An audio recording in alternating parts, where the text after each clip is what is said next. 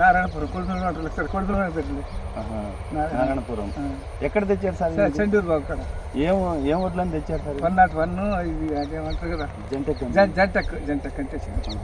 ఎలా ఉంది సార్, మీరు వేశారు కదా? మంచిగానే ఉంది, నాకైతే మంచిగా అనిపిస్తుందండి. ఇప్పుడు మీకు చూస్తున్నా కదా, నాకు అంతా చేసినా నాకు కొత్తగా తలటం ఇయ్యడే దాన్ని నాకు అందరూ నా వీరు పోద్దని మళ్ళీ మంచిగా కావాలి కొంచెం పొలం.